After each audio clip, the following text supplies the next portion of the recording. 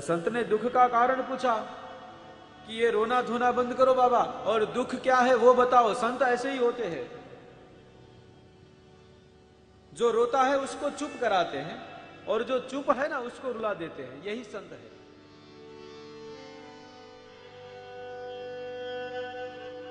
जो रो रहा है संसार की भीड़ में, ये नहीं है वो नहीं है ऐसा है वैसा है, उसको वो चुप करा देते हैं कि बच्चा चुप हो जा। और जो एकदम शांत है, चुप है, उसको ठाकुर के प्रेम में लीन करके आंख से आंसू बहा देते हैं। तो वो संत है।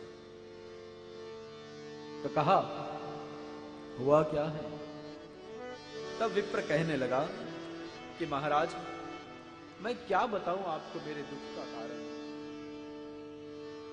मेरे यहां संतति नहीं है, इसलिए आज मैं आत्महत्या करने आया हूं। संत कहने लगे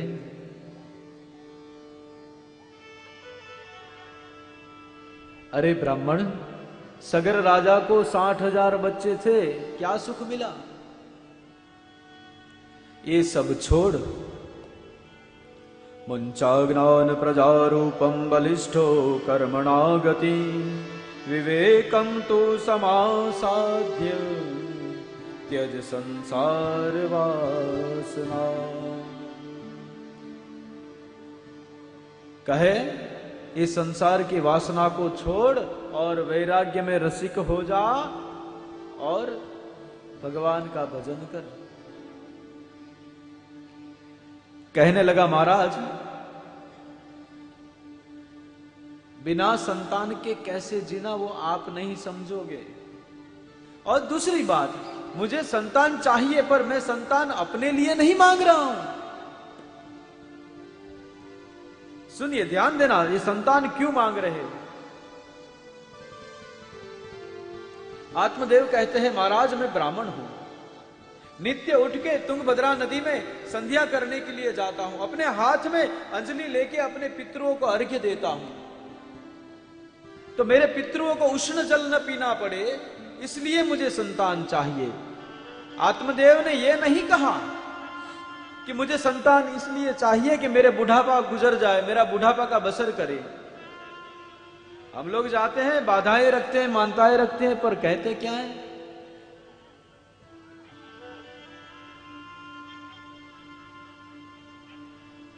द्वारिकाधीश कृपा कर दे, एक बच्चा दे दे, बुढ़ापे में काम आएगा, बुढ़ापे की लाठी बन जाएगा।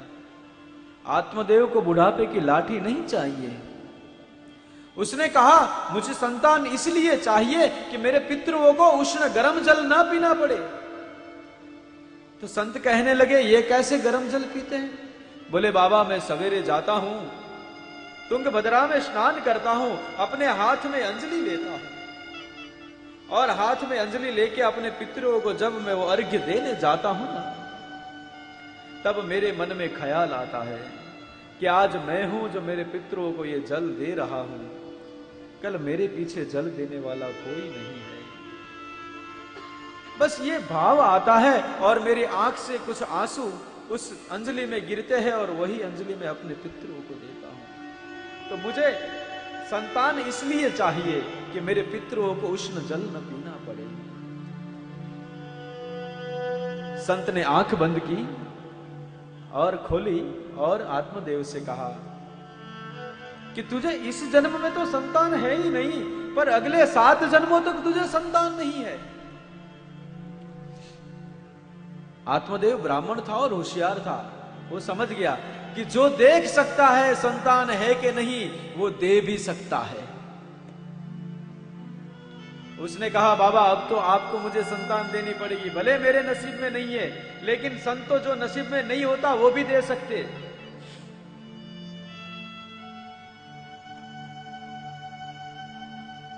संत कहने लगे ऐसा नहीं होता। तब आत्मदेव कहने लगा विवेकेन भवत किम में पुत्र देहि बलादपि। महाराज अगर आप विवेक से नहीं देंगे तो मैं बल से लूंगा। और एक बात सुन लीजिए, मुझे पुत्र चाहिए मतलब चाहिए, या तो पुत्र प्राप्त करूंगा या फिर आत्महत्या करूंगा, और अब की बेर अगर मैंने यहां आत्महत्या की तो इसका पाप आपको भी लगना है। देखो, आत्महत्या करना तो गुनाह है, लेकिन देखना भी गुनाह है। करना तो पाप है, लेकिन किसी को आत्महत्या करते हुए देख ले, वो भी बड़ा पाप है। अब तो संत समझ गए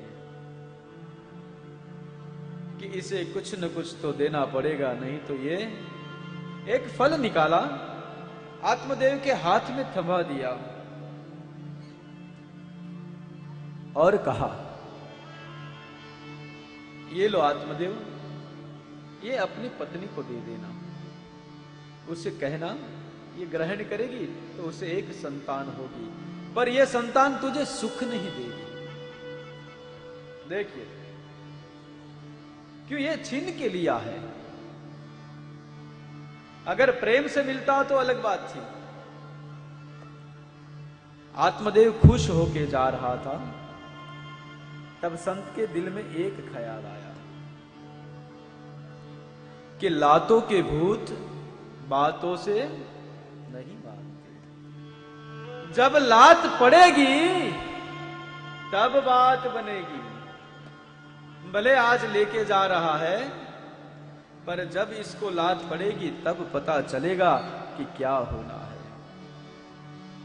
घर आया तो मैया तो धुंधली जी थी, ले आया, लाके फल दे दिया धुंधली को, हाथ में रखा और कहने लगा, एक महात्मा जी मिले थे, उन्होंने ये फल दिया है और कहा है ये फल खाने से हमारे यहां संतान होगी।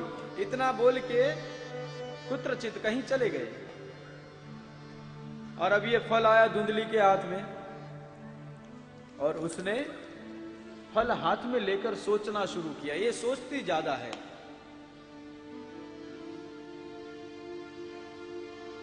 सबसे पहले सोचा, लालने पालने दुखम प्रसूतायश्च वर्तते,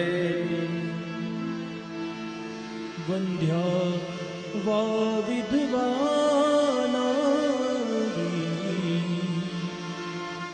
सुखिनी चेती बेमति।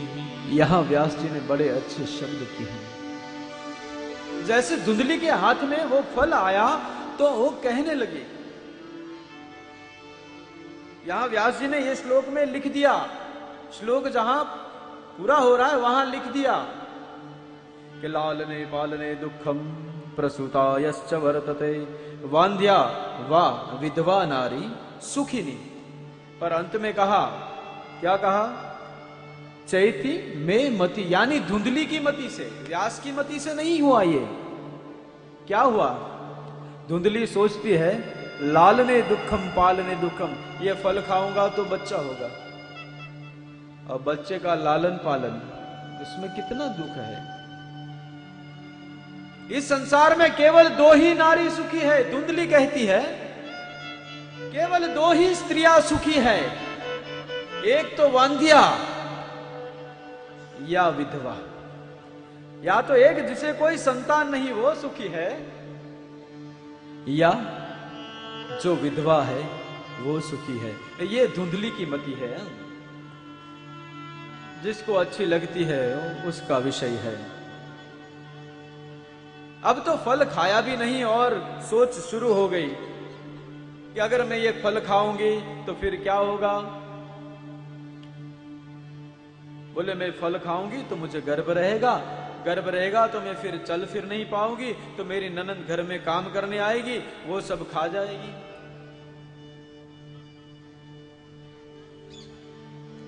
अच्छा ऐसा कुछ नहीं हुआ तो बोले पूरे गांव में जब आग लग जाएगी तो सब भाग के चले जाएंगे, मेरा गर्भ होगा तो मैं भाग नहीं पाऊंगी।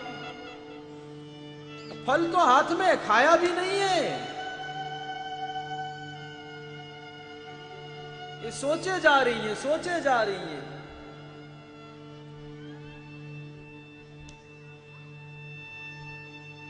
अच्छा फिर सोचने लगी, चलो ऐसा भी नहीं हुआ, गांव में आग भी न लगी,